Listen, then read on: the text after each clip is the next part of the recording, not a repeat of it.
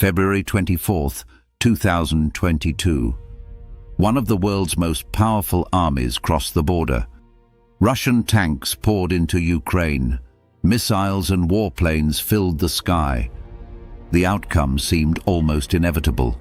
Few believed Ukraine could hold out for long, but Russian forces soon faced an unexpected weapon. It was neither a fighter jet nor a giant missile. It was a small drone, and this tiny machine began to change the war. At first, drones were mainly eyes in the sky. They found enemies and guided artillery fire.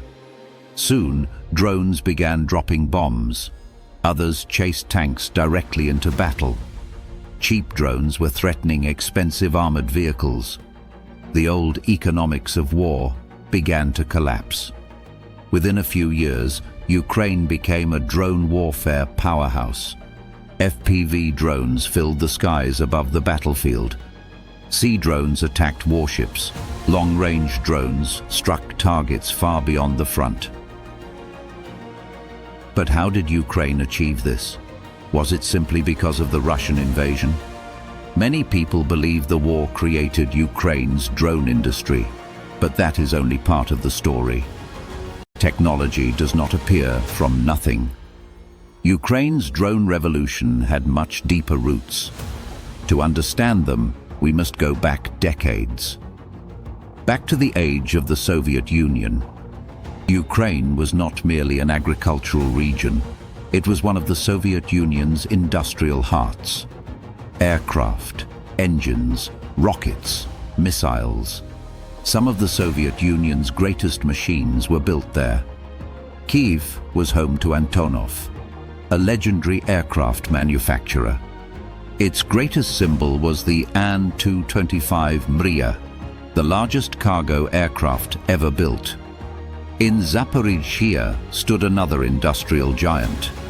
Motorsich built aircraft and helicopter engines. Jet engines are not products any country can easily build. They require precision and decades of accumulated knowledge. Ukraine possessed world-class aerospace expertise, and that knowledge survived the fall of the Soviet Union. Dnipro was home to Yuzhmash. It once built rockets and intercontinental missiles. The technology to conquer the skies was already there. It had been rooted in Ukrainian soil for decades. Then, in 1991, the Soviet Union collapsed. Ukraine became an independent nation. It inherited aircraft factories and engine technology.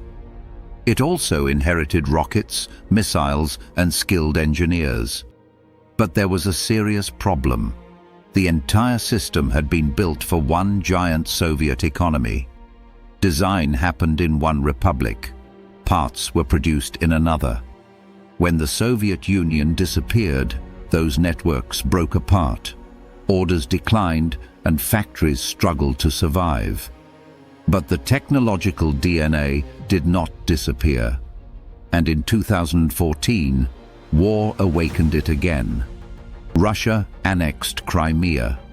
War also erupted in eastern Ukraine's Donbas region. Ukraine faced a painful reality. Its military was poorly prepared for a major war. Equipment was limited, communications were outdated, battlefield awareness was poor. Then small flying machines appeared above the battlefield. Many were not advanced military drones. They were commercial drones. Tiny cameras suddenly revealed what soldiers could not see. Trenches, vehicles, and artillery positions became visible. The battlefield was beginning to change. But something even more important happened. The military was no longer fighting alone. Engineers and programmers joined the effort. So did drone enthusiasts and civilian volunteers. Some found drones. Others modified them or delivered them to the front. When soldiers found a problem, engineers searched for an answer. The battlefield became a giant laboratory. From 2014 to 2022, Ukraine learned through war. For 8 years, drones evolved into battlefield eyes. Then came February 24, 2022. Russia launched its full-scale invasion. This was no longer a limited war in Donbas. Russian forces advanced toward Kyiv. At first, the Bayraktar TB2 captured global attention. The Turkish-made drone attacked Russian military targets. Its combat videos spread across the world. Drones became symbols of Ukrainian resistance. But the real revolution was smaller and cheaper. It came from commercial drones and FPV technology. FPV drones were originally built for racing and recreation.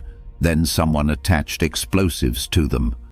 Suddenly, small drones could hunt tanks and armored vehicles. Even deep trenches were no longer safe. A relatively cheap machine could threaten expensive weapons.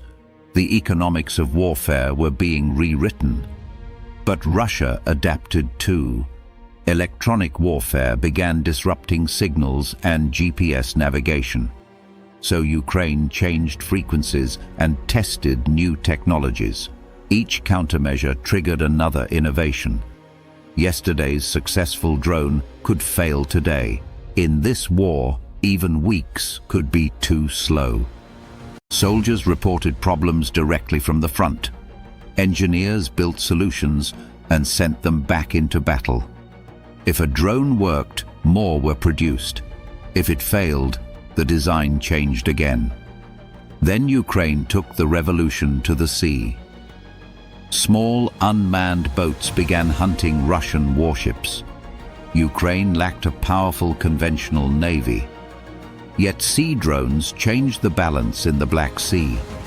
Long-range drones pushed the battlefield even farther.